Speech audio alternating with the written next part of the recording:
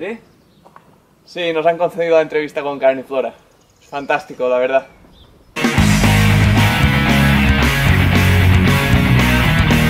Hola, antes de empezar este vídeo quiero darte las gracias por haber adquirido este vídeo y por hacer posible esta aventura.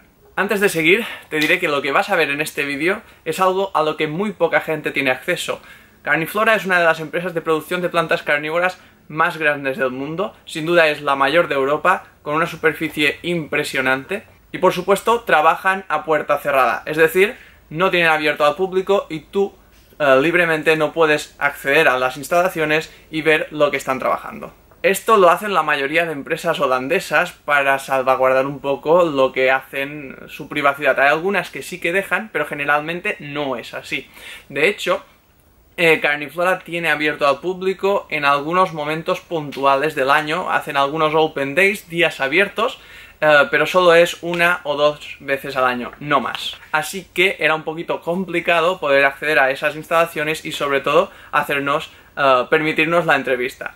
Aunque, como nosotros tenemos relaciones comerciales con ellos, yo ya conocía a Justin, así que cuando le pregunté por hacer de la entrevista, me dijo que sí. No obstante, también os tengo que decir que algunas de las preguntas que tenía pensado hacer no pude hacerlas porque él ya me advirtió que algunas preguntas más específicas no podría contestarlas, por supuesto por el secreto de producción. Y por supuesto también algunas zonas no se pudieron grabar, ellos mismos me dijeron que había una zona en concreto donde había plantas en recuperación que no se podía grabar. Así que obviamente, como todo esto es muy respetable, estas zonas no las grabamos, pero pudimos grabar muchísimo. Y de hecho estoy seguro que de la misma manera que yo en este viaje aprendí muchísimo, tú también vas a hacerlo. Así que te dejo con el vídeo. Pues como siempre chicos, 50-50. La mitad de ropa y la mitad para plantas. Todo buen viaje siempre empieza con una buena maleta, pero en mi caso los viajes que se dedican al tema de plantas siempre hago lo mismo. Mucha maleta, poco equipaje para mí, es decir, poca ropa y mucho espacio para traerme plantas. Bueno chicos, pues muchísimas gracias a todos por haber confiado en esta nueva aventura que nos embarcamos todos juntos para ver en Holanda pues algunas instalaciones como por ejemplo Carniflora. En YouTube ya tenéis un vídeo anterior del año pasado que realizamos una visita express a Carniflora, pero esta vez va a ser un poquito más detenida. Vamos a hacer una entrevista a Justin, uno de los dueños de Carniflora, y seguramente vamos a descubrir nuevas cosas muy importantes e interesantes en lo que refiere al cultivo de las plantas carnívoras. La primera anécdota de este viaje sucedió en el aeropuerto. Quería grabar algunos planos y claro, tenía muchas cosas en la mano, fundas de cámara, llaves, el teléfono, etc. Por lo que solté la maleta, pero el problema es que en el aeropuerto hay pendiente y la maleta empezó a coger mucha velocidad.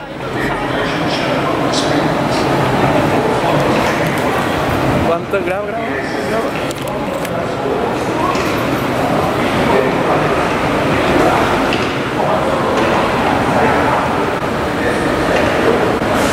Llegué por los pelos. De hecho, había unos turistas que me aplaudieron porque te puedes creer que no pasaba una hoja de sarracenia entre la maleta y la columna. Si llega a chocar contra la columna me quedo sin maleta seguro, porque había cogido muchísima velocidad. Qué poco ha faltado para que la maleta se estrellara contra el poste, contra la columna de cemento.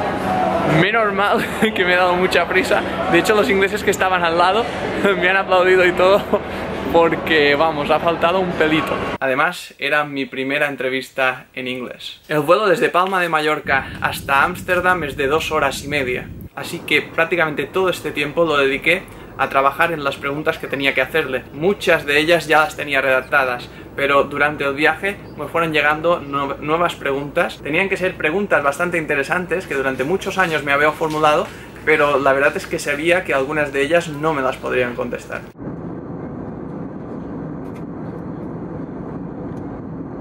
El primer día a la llegada de Ámsterdam fue obviamente para visitar un poquito la ciudad y para descansar. Durante nuestro paseo pudimos ver en el mercado de las flores algunas Dionaea que por cierto estaban en muy mal estado. El siguiente día era el día de la entrevista. Bueno chicos, hoy ha llegado el día, hoy visitamos Carniflora, ahí nos espera Justin para darnos la entrevista. Ahora vamos a ir a coger las bicis y vamos a recorrer 8 kilómetros hasta llegar a los invernaderos. Carniflora está situada en Aalsmeer. Aalsmeer es un polígono situado bastante cerca de Ámsterdam, en el que se sitúa y se concentran una gran cantidad de invernaderos donde existen los mayores productores del mundo de plantas. Por esa zona se comercializan más de 12,5 billones de plantas al año. Las empresas realmente parecen fábricas y muchos procesos están totalmente automatizados. Incluso detectan plantas que están en mal estado y las máquinas las quitan automáticamente. Bueno chicos, pues vaya chasco nos hemos llevado. Ahora mismo hemos ido a alquilar las bicicletas en el hotel.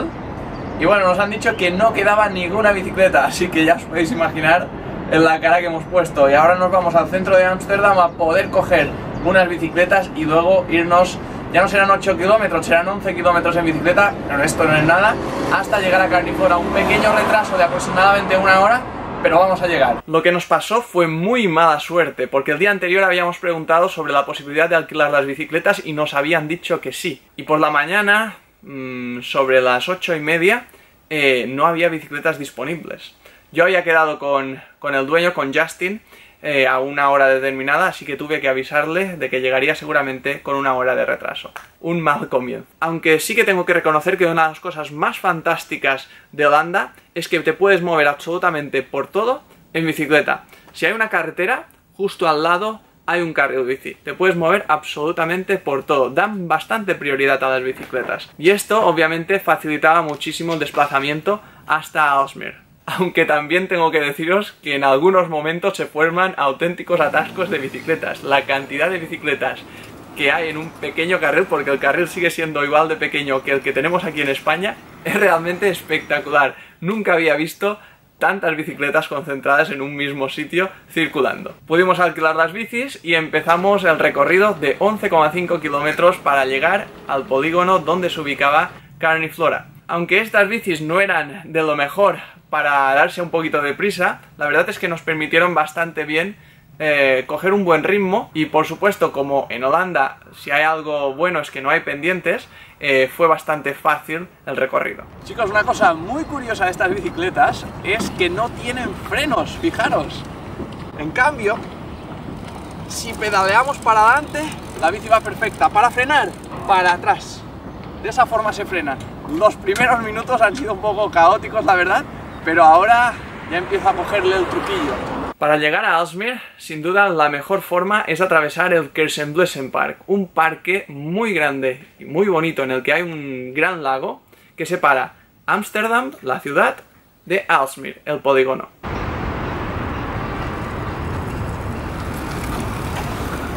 El recorrido por ese parque es magnífico, hay un pequeño bosque incluso en el interior y la verdad es que se hace muy sencillo circular por ahí, hay un carril bici obviamente y la verdad es que fue una experiencia muy bonita. Son algunos kilómetros de parque y eso te hace disfrutar aún más del trayecto hacia la llegada a una zona que para mí era el paraíso.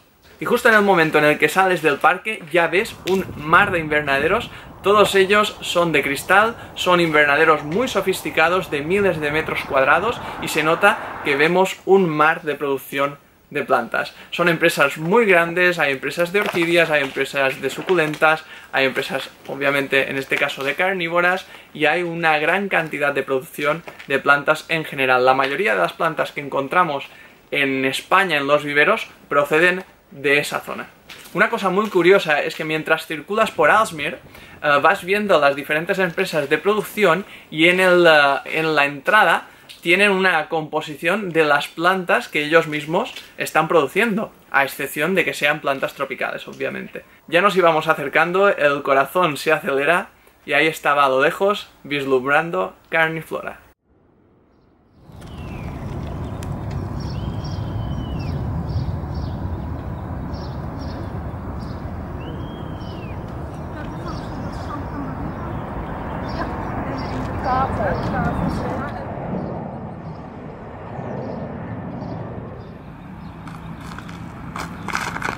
Bueno chicos, hemos llegado de nuevo en Carniflora.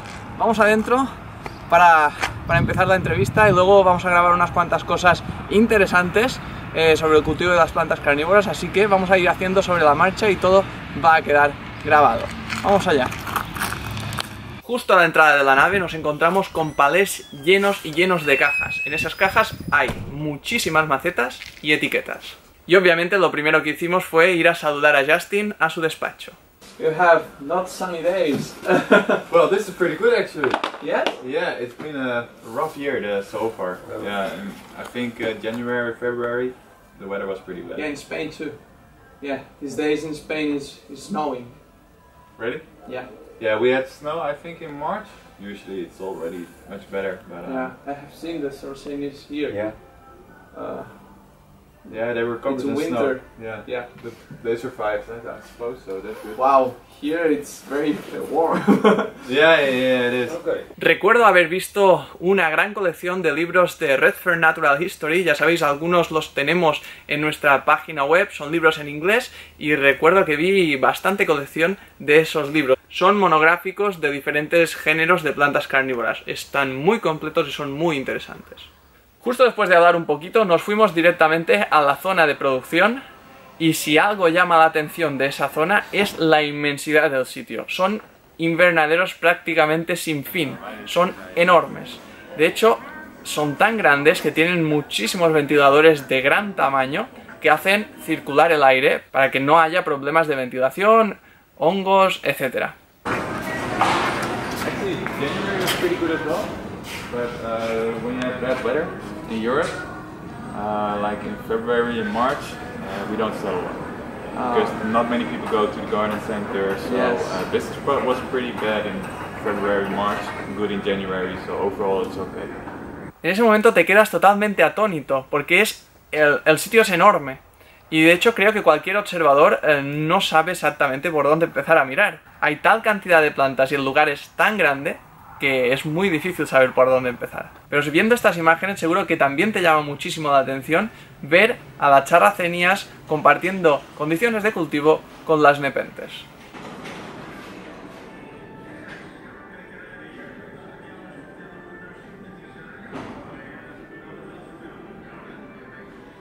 Así que tras un poquito de observación, la entrevista.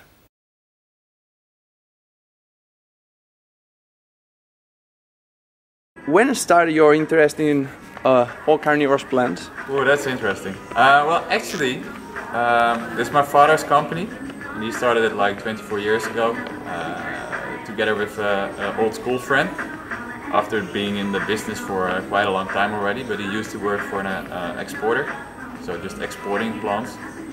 And he wanted to do something different, and he started this company. And I think the first times I started working here was like when I was 12.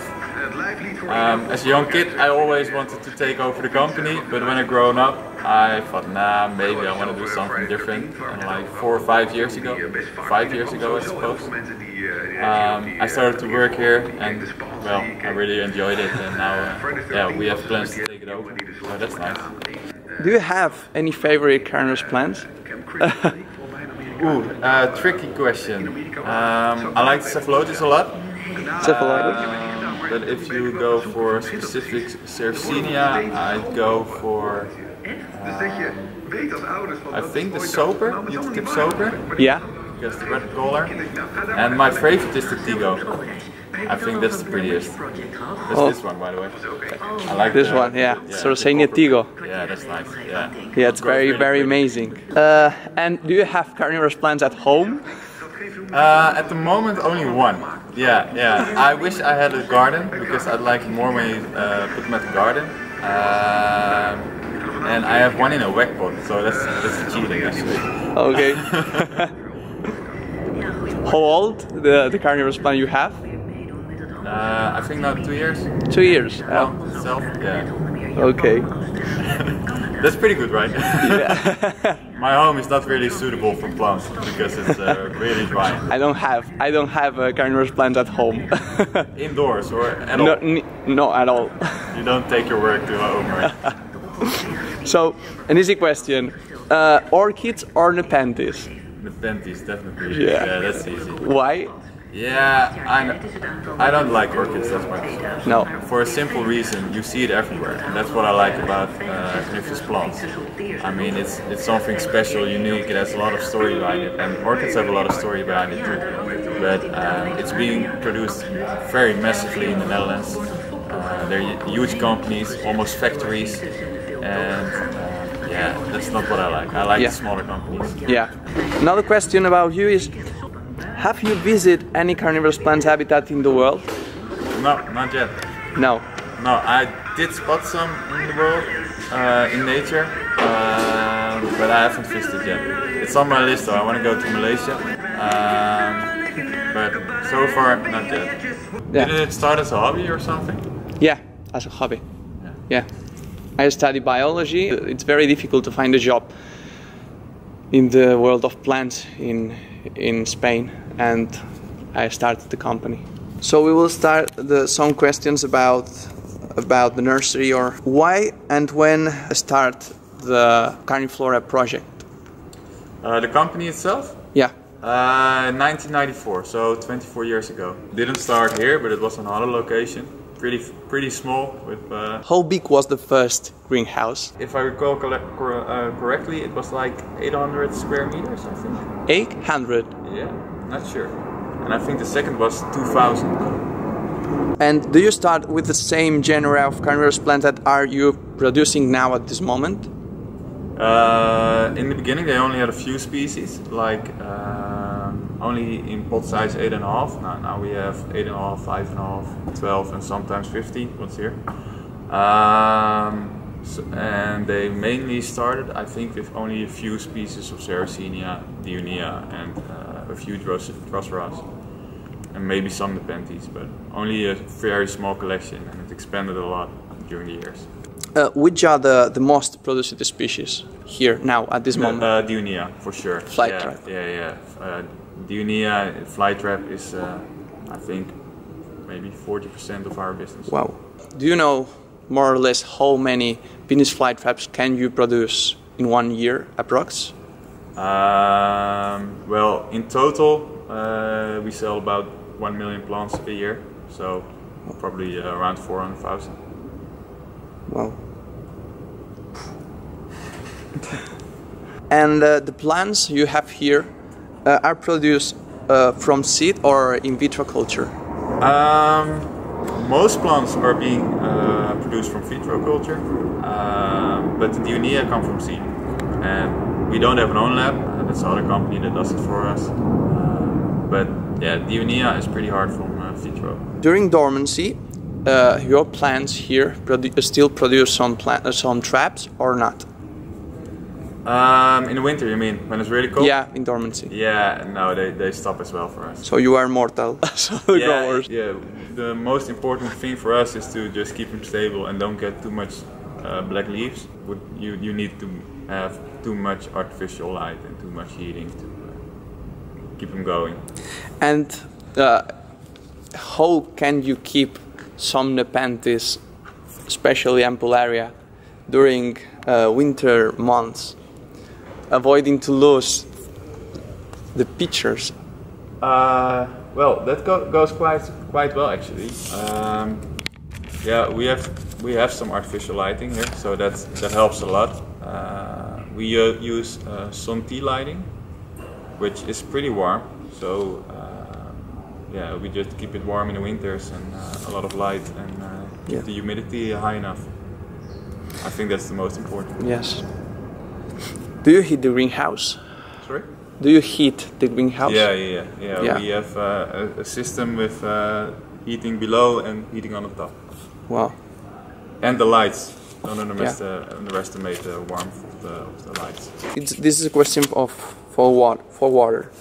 Do you collect it from rainwater or have a reverse osmosis? No, we collect it from rainwater. It's all just rainwater with no special treatments or anything. Okay. No, it's just normal rainwater. And where do you save it? Outside at the back, you can see it. Okay, you have a tanks. So yeah, it's tanks. massive. Okay.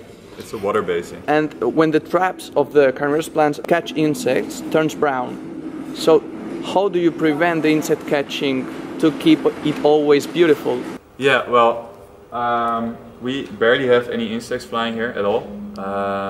That's one of the reasons, because we don't want to have all dead bodies in the plants when we sell it and it goes to the shops. People want to catch insects by themselves, so it doesn't really look good either when there are a lot of insects in the Drosera, for example. But still, it's not like when a Dionaea catches one insect, the leaf always gets brown immediately. Yeah. We don't have that as a problem. So in the past, you have Darlingtonia have been produced by Carniflora. So do you think we'll produce this species again? This is a very important question, because we have 16,000 of people waiting for Darlingtonia. Yeah. So oh man, you don't want to know how many times I've been asked whether we can deliver Darlingtonia, yes or no. We have some young plants again of Darlingtonia. We have them every year, but we try to grow up many different species in one greenhouse, which is pretty difficult. Yeah. Darlingtonia needs a lot of different temperatures during day and night, and we have a very stable climate. So our climate is not very good for Darlingtonia, but we're just gonna keep on trying. Okay. The reason we had it before was because our old greenhouse was not very modern, so it had way more differences between day and night, which was good for the Darlingtonia, but less good for the different species. Okay. So it's, yeah, we still are trying to get it, and so far the young plants are doing very well, much better than it used to be. We have no damaged plants so far since last summer. So hopefully in a few years from now, but it takes a long time. Okay. And do you think the light is a problem for any type of producer here in Netherlands? How you mean it exactly? For example, from you, from Carniflora, for orchids, for other type of producers, if the light levels here in Netherlands, it's a problem. Well, during the winter it's a problem. I don't think it's a problem. We have artificial lighting, but we only use it in the winters till like February, I think. After that, we don't really need it. There's not enough light for coniferous plants to grow. But in the winters, it gets dark. Plants lose colors. So that's not really a problem in that way, that you can compensate it with artificial lighting, although it's never as good as the sun, and it's expensive to use. And which temperature do you keep here during? Around 20 degrees. 20 degrees in day and night. Wow. Yeah. And outside? Outside? Yeah, the lowest temperature maybe in winter you have. It's minus during the winter. 10. Yeah, that's really very cold for the Netherlands. Wow. Usually there are not very long periods like that it's freezing, but it's always gets around 0 degrees in the winters.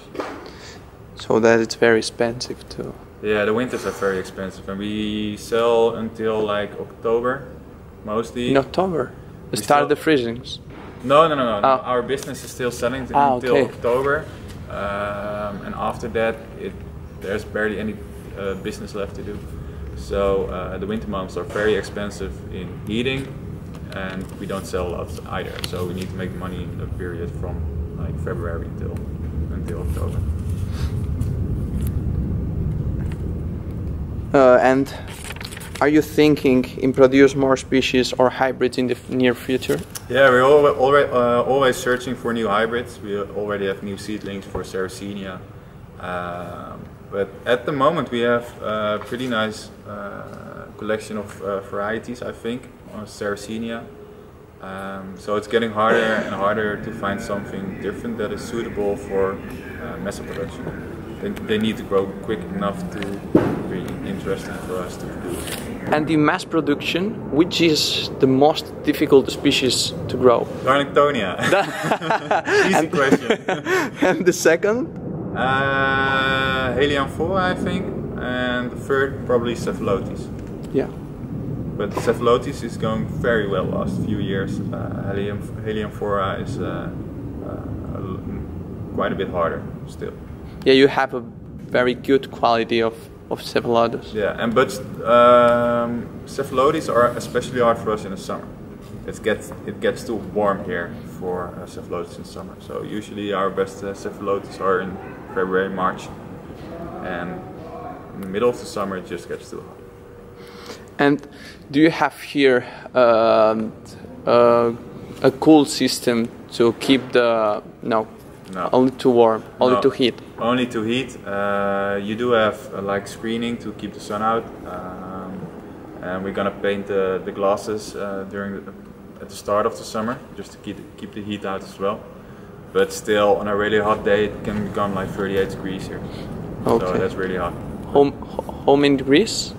38. It's not much of a problem when it happens for like 1 or 2 No, days. I think it's good. Yeah, Well, a little, maybe a little warm, but it's not too high.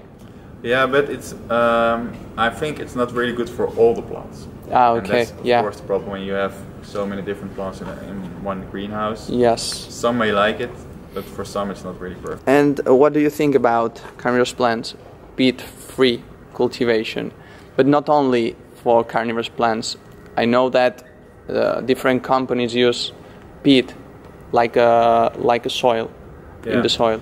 So what do you think about cocoa peat or other soils?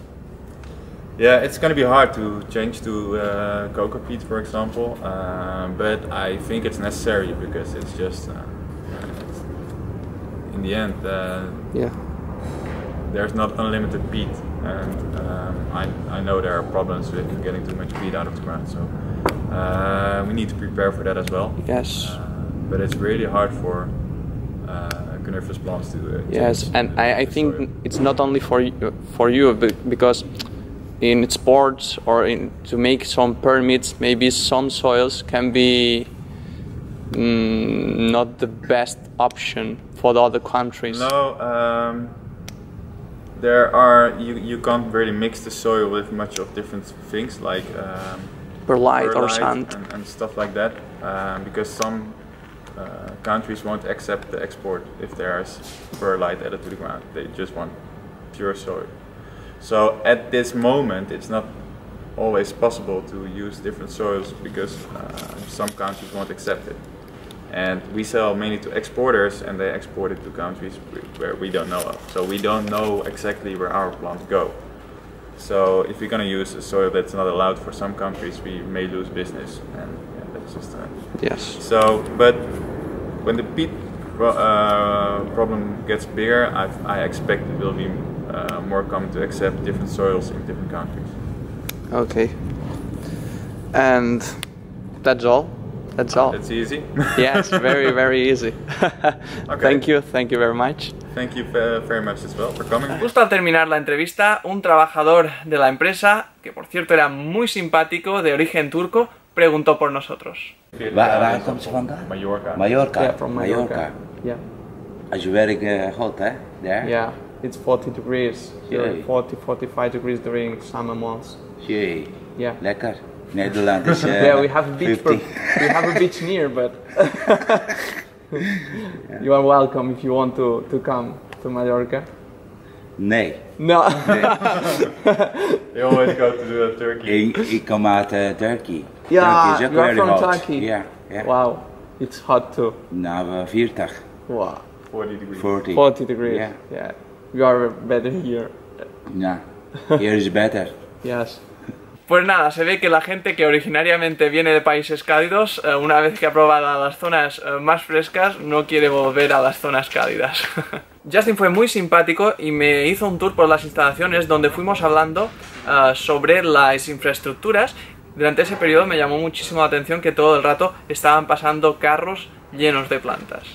Pero yo quería saber mucho más, y como me había dicho que las dionaeas que cultivaban eran desde semilla, pues le pregunté por las dionaeas semilleras.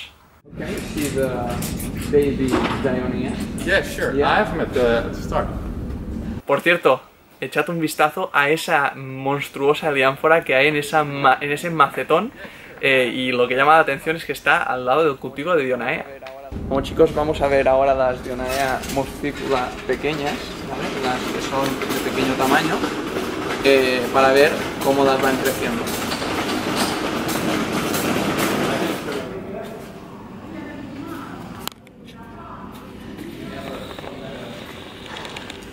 Fijaos, chicos, cómo cultivan las Dionaea muscipula pequeñas en macetas de alveolos, como estos de aquí. Son alveolos de pequeño tamaño y además son de color negro.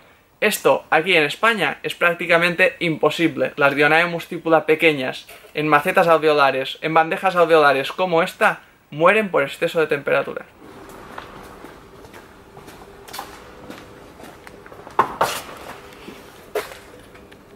These are for 1 or 2 years. One year ago. I don't know. No. They're pretty good.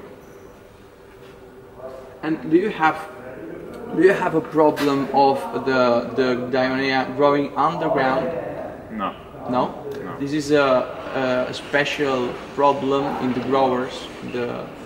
That when buy a Dionaea, in few years the plant grows underground and finally death for the moss. The moss, you know, this moss is kill all the plants. Yeah, it's always what we see is there are more problems with moss, especially in the winter.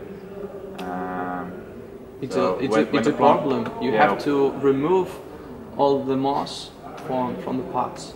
Yeah, or transplant them to a new soil. También me llama muchísimo la atención que Justin me asegura que las Dionaeas no se le entierran en el sustrato. Pues bien, os enseño las nuestras. Ahora están hibernando y todo aquel que tenga Dionaea muscipula sabe que esto es un proceso normal durante el invierno, que el rizoma se entierre. And you cut the flower stem of all the plants when the plant is blooming. Where do we give it? If you could. Oh, we cut them. Yeah. Could. Yeah, wow. We cut them off because it's just there's a lot of energy. Yeah, the trap is more important for us, so it's than the flowers. Yeah. Than the flowers. When the plant is fully grown, we can leave them on, but when they start flowering in the start of the production, then we all just cut them off. Efectivamente, chicos, esto no es un mito. Si quieres una Dionaea bonita durante la primavera y que no se muera durante el verano, hay que cortar la flor. Todo aquel que haya cultivado Dionaea muscipula desde semilla sabrá perfectamente lo costoso del proceso. Hay que tener muchísima paciencia y sobre todo hay que trabajarla muchísimo, sobre todo en tema de trasplantes. Así que me costaba muchísimo pensar que toda la producción que estaba viendo fuera realmente de semilla. En Carniflora hacen un barrido total, se pasea gente con las tijeras e ir cortando absolutamente todos los tallos florales que ven. Hay mucho trabajo.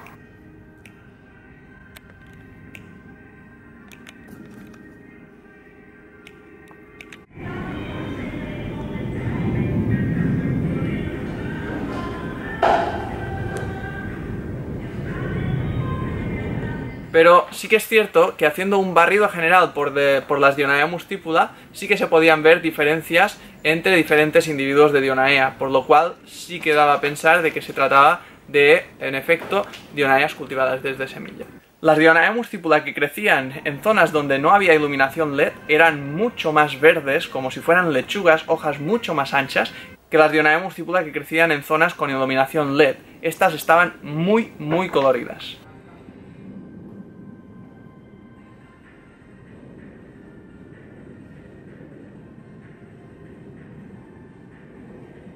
Por suerte, aquí en España esto es prácticamente innecesario, a menos que las cultives en zonas bastante más sombrías. Me gustaría que vierais dos cosas. La primera, la inmensidad de Dionaeas que hay. Las mesas son realmente interminables, está lleno, plagado de Dionaea muscipula. Hay miles, decenas o incluso cientos de miles de Dionaea muscipula. Realmente se ven céspedes de bocas de Dionaea muscipula. Nunca había visto tal cantidad de Dionaea muscipula en mi vida. Y la otra, relacionada con el cultivo, sabéis que durante los inviernos las Dionaea muscipula, si no se trasplantan, de la turba sale ese musgo que es peligroso porque puede llegar a asfixiar a las plantas. Pues bien, ellos tenían bastante, y de hecho pude ver bastantes Dionaeas en peligro de muerte por asfixia. Por lo que intuyo que o bien las trasplantarán periódicamente o las venderán directamente. Las mesas de cultivo son mesas flotantes, son mesas que se mueven como si fuera un Tetris y se pueden desplazar lateralmente. Son mesas que miden a lo mejor 20 o 25 metros de largo y tienen que estar muy bien calibradas para que el agua que las inunda no se vaya solo a una zona. Sabéis que un pequeño cambio en la pendiente pues haría que toda el agua se quedara en una zona determinada, así que está calculado al milímetro. Y el riego también se hace por inmersión. Hay un plástico que recubre la mesa de aluminio y recuerdo que era un plástico bastante delgado, no era ni mucho menos del grueso de un plástico de invernadero, y por cada una de las mesas pasaba un tubo que la atravesaba longitudinalmente. Esos tubos estaban perforados en los laterales y cada vez que activaban el riego, de esos agujeros salía agua y todo quedaba inundado al mismo tiempo. Otro dato muy importante es que recuerdo haber visto muy pocas mesas inundadas con agua. Casi la mayoría de las que vi estaban completamente secas, pero claro, en esa época, en primavera, en Holanda, la evaporación es mínima, así que no era necesario inundarlas. Separada de toda esa zona de producción de plantas más grandes, estaba la zona de producción de planteles. En esa zona es donde se producían las diferentes especies, algunas de ellas desde semilla, mientras que otras se hacían por cultivo in vitro, como en el caso de las nepentes y las charracenias. Bueno chicos, ahora vamos a entrar aquí dentro en este invernadero, es donde se realiza la producción de sarracenia y de otras muchas especies. Aquí se empieza todo el proceso desde cultivo in vitro de las charracenias y otras especies, como por ejemplo las Cephalotus follicularis. No las crecen ellos directamente, eso lo hace otra empresa y ellos simplemente las hacen crecer. Así que había trabajadores que estaban horas y horas cogiendo planteles y sembrándolos en los respectivos alveolos. A lo mejor cada uno podía plantar miles de plantas en una sola jornada de trabajo. These are seedlings. Yes, these are seedlings. Yeah. Very good job. Yeah, thank you.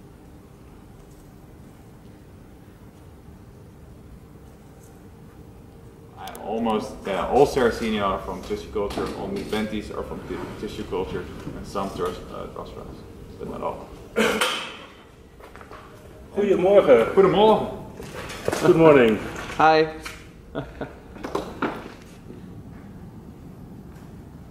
Wow.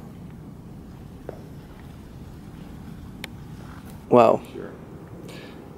Chicos, esto que veis aquí es un césped de Nepenthes Bloody Mary. Fijaros la cantidad que hay.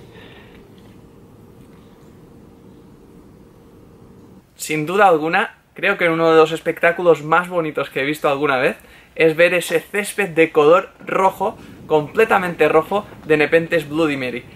Todo era una alfombra de color rojo. Sin duda, un espectáculo. Luego, estas bandejas de alveolos se pasaban a unas mesas que estaban cubiertas de plástico y controlaban la humedad y la temperatura. Yeah, for a start. I'm not sure it's working. I think we're not here- using it at least. Okay, I think here it's No, it's much 70 or 80%, no? Maybe on a day like this, it'll be 60. 60, yeah, Yeah, maybe. usually around 70. Oh. En esa zona concreta había algunas charracenias semilleras que en realidad eran pruebas para crear nuevos híbridos.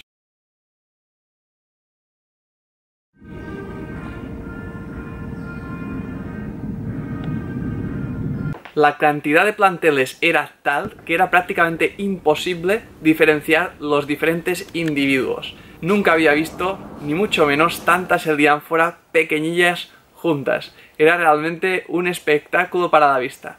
Y por supuesto, todo en bandejas alveolares como esta de aquí, lo cual aquí, como he dicho, es imposible. A menos, claro, que las tengas completamente a la sombra durante el verano. Por supuesto, es bastante obvio que hay muchísimos más individuos de los diferentes géneros en esos invernaderos que en la naturaleza.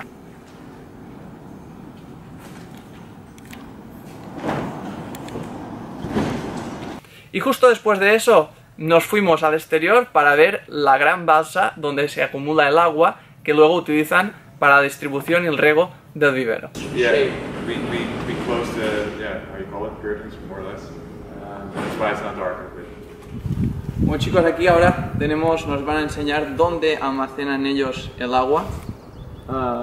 Todo el agua que colectan la colectan de la lluvia, es decir, ellos no utilizan agua de osmosis, pero se entiende perfectamente porque aquí en Holanda llueve muchísimo más que en España. Así que ellos lo tienen muy bien, colectan del invernadero, de la cúpula del invernadero, colectan la mayor parte de agua y la derivan directamente hacia un estanque que tienen ahí.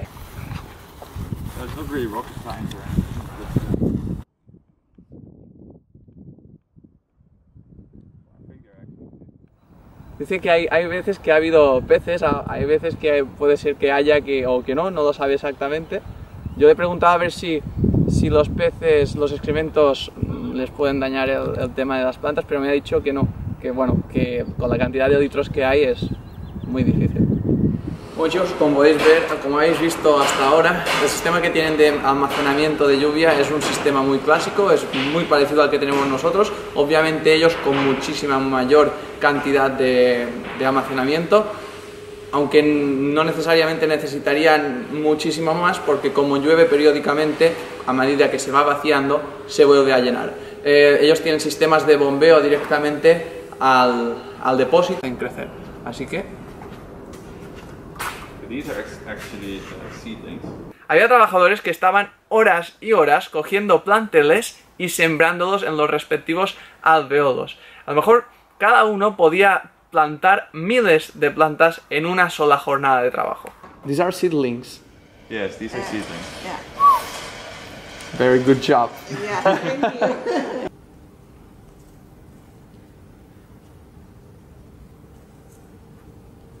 Almost all Sarracenia are from tissue culture, only Benties are from tissue culture, and some Drossraas, but not all. Goedemorgen. Goedemorgen. Good morning. Hi.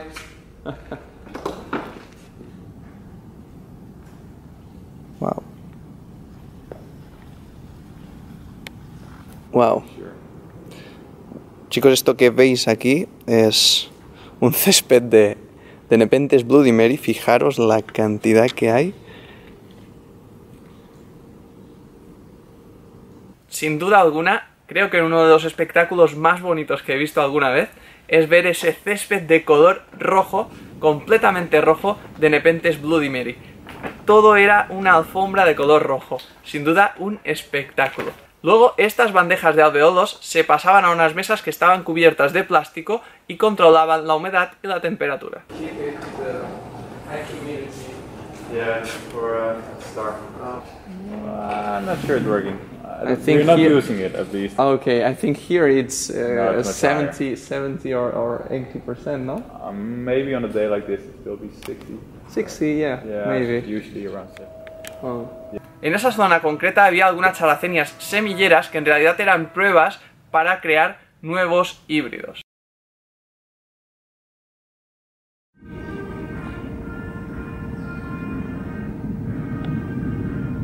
La cantidad de planteles era tal que era prácticamente imposible diferenciar los diferentes individuos. Nunca había visto, ni mucho menos, tantas Eldiánfora pequeñillas juntas. Era realmente un espectáculo para la vista.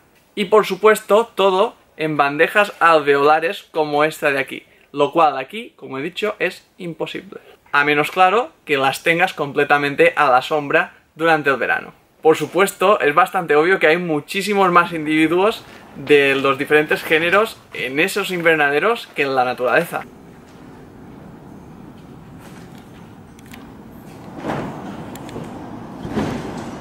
Y justo después de eso nos fuimos al exterior para ver la gran balsa donde se acumula el agua que luego utilizan para la distribución y el riego del vivero. Yeah, we closed the, how you call it, curtains, more or less. That's why it's not darker. Bueno chicos, aquí ahora nos van a enseñar dónde almacenan ellos el agua. Todo el agua que colectan la colectan de la lluvia, es decir, ellos no utilizan agua de osmosis, pero se entiende perfectamente porque aquí en Holanda llueve muchísimo más que en España. Así que ellos lo tienen muy bien, colectan del invernadero, de la cúpula del invernadero, colectan la mayor parte de agua y la derivan directamente hacia un estanque que tienen ahí.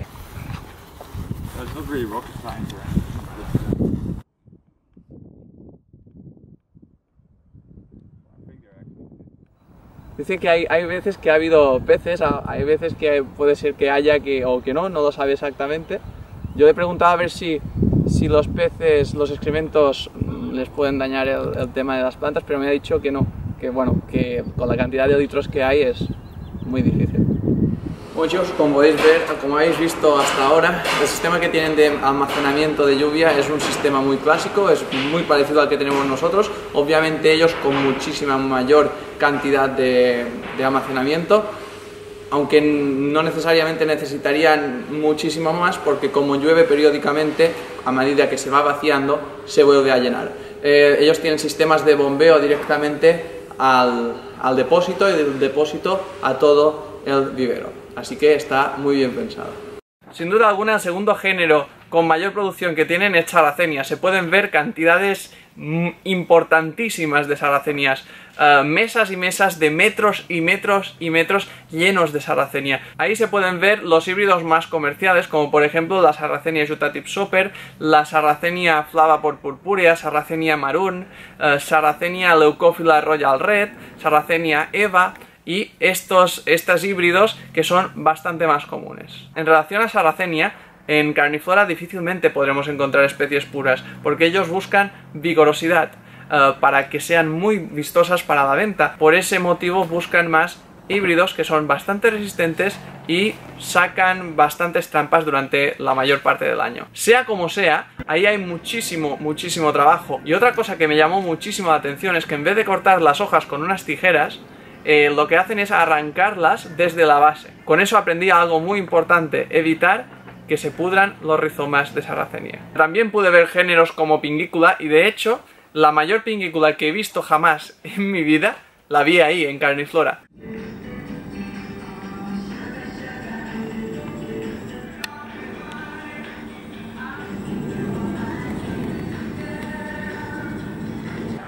¿Hayáis visto alguna vez una Pinguicula de este tamaño? Luego también pudimos encontrar especies de Drosera.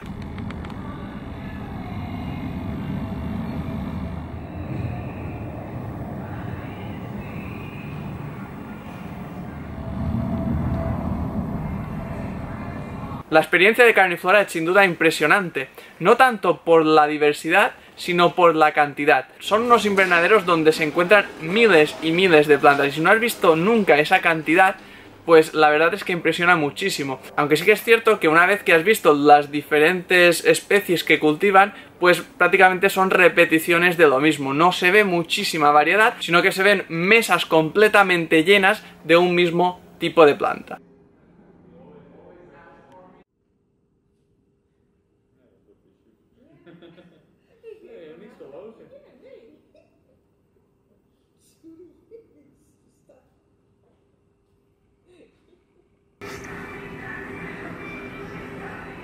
Fijaos en el tamaño de estas sarracenia purpurea venosa, son enormes.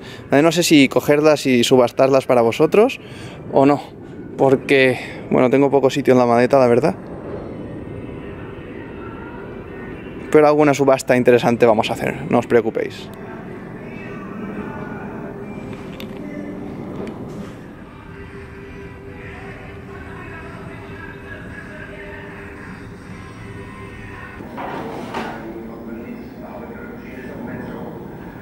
Ellos buscan plantas muy vigorosas y que saquen muchísimos hijuelos, por eso la mayoría de ellas las cruzan con Sarracenia rubra, porque la Sarracenia rubra se reproduce muy fácilmente y produce muchísimos hijuelos.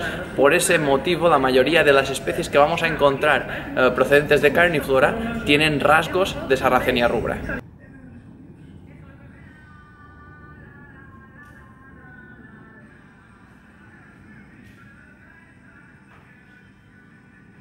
Antes de irme me fijé en la Nepenthes cookeriana, puesto que es un híbrido que sufre bastante durante los meses más fríos del año. Y para ser abril, que aunque aquí en Mallorca ya hace bastante bueno, en el norte todavía hace bastante frío, pero las vi muy bien, solamente con un poquito de clorosis por falta de luz y temperatura, obviamente, pero las vi realmente muy bien para la época del año en la que estábamos.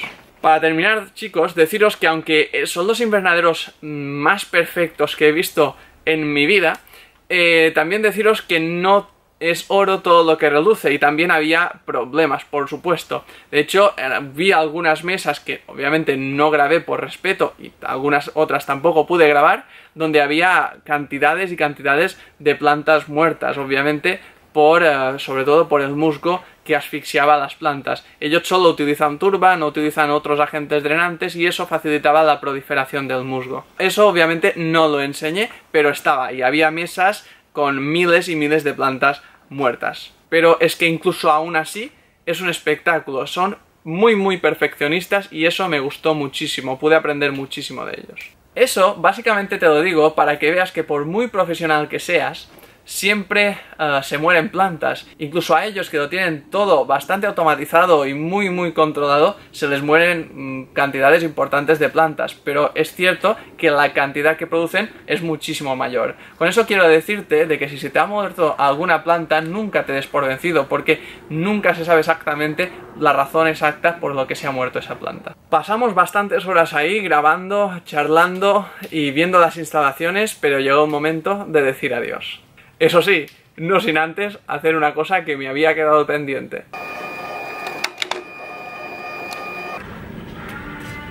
Bueno, chicos, hasta aquí nuestra visita a Carniflora. Como veis, hemos visto muchísimas plantas, hemos aprendido cosas nuevas, sobre todo relacionadas con la producción en masa a grandes cantidades de plantas carnívoras. Ya sabéis lo que hemos dicho en la entrevista, que se producen alrededor de unas 400-500.000 Dionaea multipla al año aquí en este vivero, y lo cual es una pasada, es una gran barbaridad.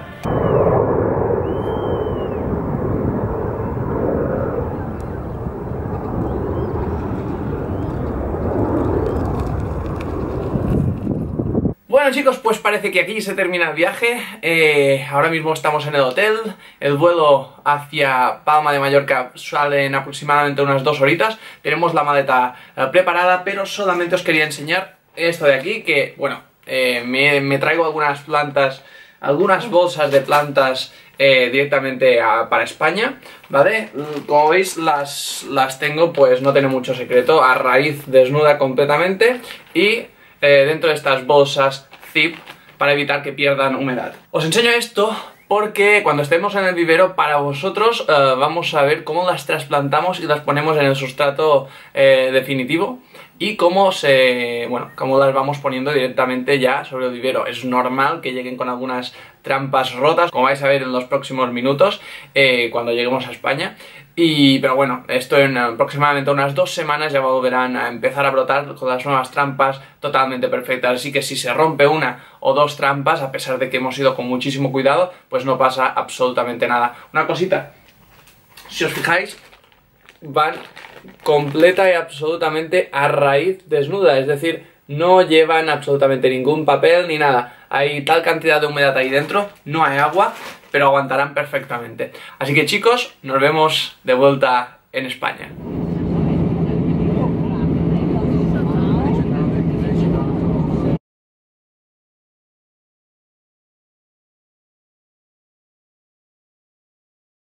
Bueno, chicos, ya vuelvo a estar aquí en el vivero de Carniplant. Han sido unos días apasionantes. La verdad es que ha crecido todo muchísimo. En solo 6-7 días, la verdad es que todo está enorme.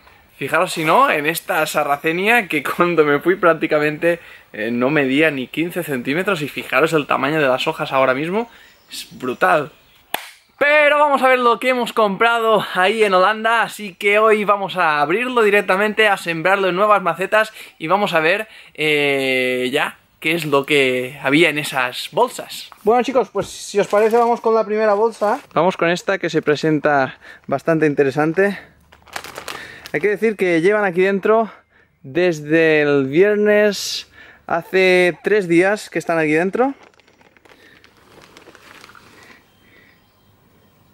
Bueno, fijaros, esto es una Cephalotus follicularis de un tamaño ya bastante grande. Directamente irán a estas macetas. Como veis, las Cephalotus folliculares ya las he puesto, es decir, las macetas que van con Cephalotus folliculares ya van con muchísima más arena que el resto de las carnívoras. Así que, bueno, si os parece, primero de todo vamos a ir abriendo y sacando las diferentes plantas. Aquí hay otra Cephalotus.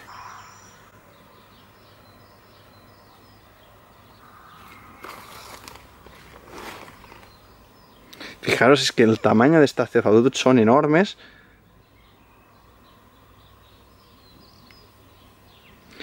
Deciros, chicos, que la mayoría de estas plantas las voy a subastar directamente, ¿vale? Estas, alguna me la quedaré, pero la mayoría serán subastadas, así que es posible que cuando veáis el vídeo ya estén subastadas. De todas formas, lo indicaré, como siempre, por Facebook. Fijaros el tamaño de esta planta, por Dios, los jarros son enormes. Fijaros el tamaño del jarro con mi dedo. De hecho, si medimos el tamaño del jarro, pues medirá en torno a los 4 centímetros más o menos. Retiramos un poquito las Cephalotus. Vamos con algunas sarracenías. Esto de aquí es una Sarracenia purpurea, subespecie purpurea, y creo además que se nota bastante bien que es purpurea porque fijaros el color de las trampas. Coloración completamente púrpura, exceptuando las nuevas hojas que obviamente salen de primavera, que son un poquito más verdes, ¿vale? Estas plantas de aquí, Carniflora no las vende directamente, es decir, ellos no tienen producción de esta planta porque encuentran que es demasiado púrpura y algunas hojas no tienen la coloración que ellos desean, el contraste que ellos desean para ser vendidas y producidas a gran escala. Así que me las pude quedar yo y fijaros, el tamaño es muy generoso. La verdad es que estando en primavera te das cuenta de que las trampas son perfectas en esta época del año. La verdad es que me encantan las nuevas trampas que salen porque sale un verdadero contraste entre la nerviación y lo que es la hoja. Pasado ya este tiempo, la Sarracenia purpurea, subespecie purpurea, pues ya adopta esta coloración totalmente púrpura. A medida que le da el sol, adquiere esa coloración. En los países del sur de Europa, en el Mediterráneo, pues lo adquieren con muchísima más facilidad que en los países del norte, ¿vale? Fijaros, si no, en esta Sarracenia purpurea, que es completamente púrpura, ¿vale? Yo ahora mismo a través de la cámara no puedo diferenciarlo correctamente, pero creo que sí se ve bastante bien, ¿vale? Es un color púrpura oscuro, incluso a través de la cámara se ve bastante negroso.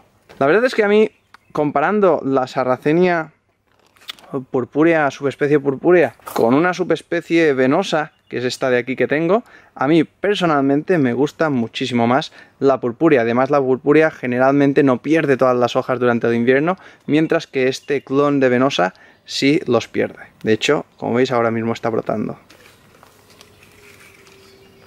Así que, chicos, ahora lo que vamos a hacer es sembrarlas y, como siempre, me voy a ayudar de unas pinzas. Voy a empezar con las Cephalotus follicularis. Como veis, ya las tengo a raíz desnudas, limpias, por el tema del vuelo, ¿vale? Para evitar tener que traer demasiado sustrato. En el caso de las Cephalotus, la verdad es que las pinzas van muy bien para ir tirando para abajo.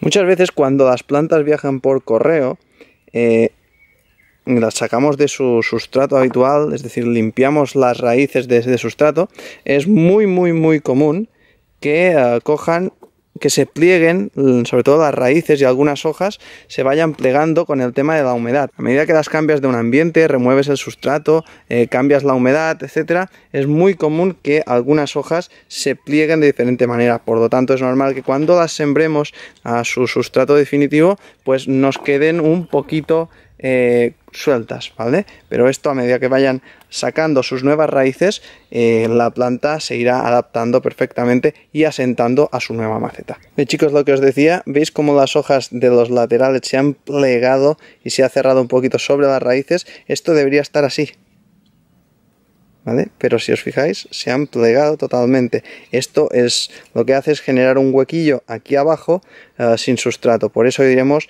ayudándonos de las pinzas para presionar y dejar todas las raíces dentro del sustrato.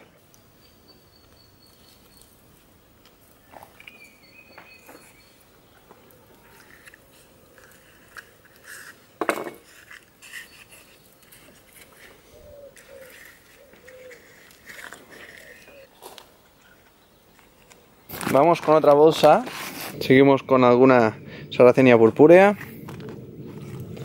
y ahora empezamos con otras sarracenias, como la Sarracenia tigo. Como veis, hay una trampa rota, completamente normal porque ha soportado un viaje largo, algunos golpes y bueno, es normal, se cortan algunas de las trampas que se han roto y no pasa absolutamente nada. En las próximas jarras que va a sacar, como veis, ya está empezando a sacarlas, estarán absolutamente perfectas. Lo mismo pasa con vuestros pedidos. Si algún jarro llega roto, no os preocupéis, no le pasa absolutamente nada, es completamente normal porque con el transporte pues ya se sabe, algunos golpes siempre sufren y las Dionaea muscipula pues perfectas. Estas han llegado mejor, alguna trampa un poquillo deformada, con poco golpeada, pero poca cosa, En realidad están bastante bien. Lo que voy a hacer es directamente romper la bolsa para evitar que cuando la saque se rompa algo. Bueno, fantástico. A ver, tengo miles de Dionaeas aquí, ¿vale? Pero me traje alguna porque, bueno, tenía sitio, ¿vale? Y dije, bueno, pues relleno con un poquito de Dionaea muscipula. En realidad no me hacía falta. Una heliánfora ya de un buen tamaño, un tamaño bastante generoso, un tamaño con bastantes trampas formadas. Más Dionaeas. Esto de aquí son Sarracenia tigo. Chicos, fijaros en algo bastante interesante. Fijaros la coloración de una Sarracenia tigo cuando crece en el norte de Europa, ¿vale? Con mucha menos luz. Y fijaros las que nos crecen aquí, ¿vale? No sé si se aprecia, a lo mejor a contraluz se ve un poquito más suave, pero el color de la Sarracenia tigo crecida aquí en nuestro vivero con el sol mediterráneo es de un ocre un poquito más fuerte que las que crecen en el norte de Europa. Vamos a sembrar la heliánfora en una maceta, como veis, con un sustrato muy arenoso y vamos a empezar a meter las raíces. Muchísimo cuidado con las raíces de heliánfora porque se rompen con muchísima facilidad. Como veis, esta heliánfora ha llegado fantásticamente bien, sin ninguna trampa rota, todo perfecto. Vamos ahora, chicos, con la última bolsa. Vamos a realizar un corte también para ensanchar la bolsa y que no se rompa nada. Bien, como veis, han aguantado muy bien el viaje, solo un poquito sucias de tierra, pero poca cosa más. Como veis, están todas perfectas. Son prácticamente todos sarracenias. Se trata del ejemplar Sarracenia Utah Topper, que aunque es cierto que aquí tenemos bastantes, pues mira, aprovechando el viaje me he traído más.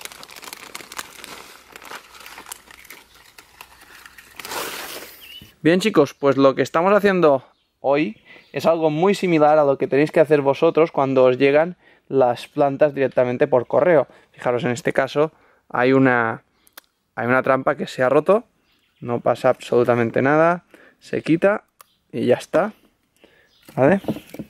Aquí hay otra, así que vamos a quitarla.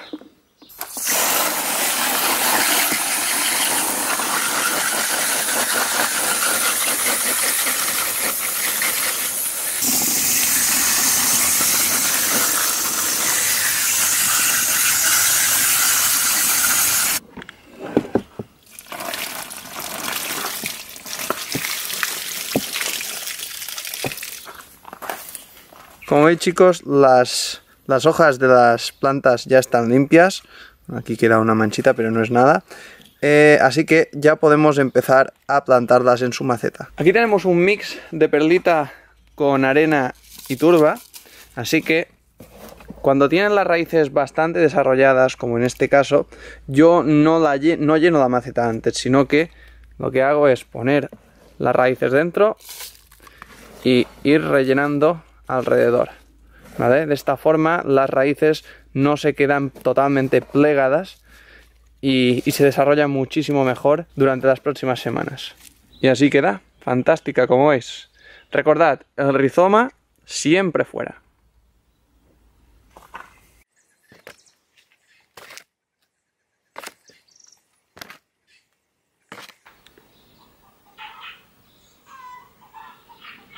Bueno chicos, pues aquí finaliza el vídeo de hoy.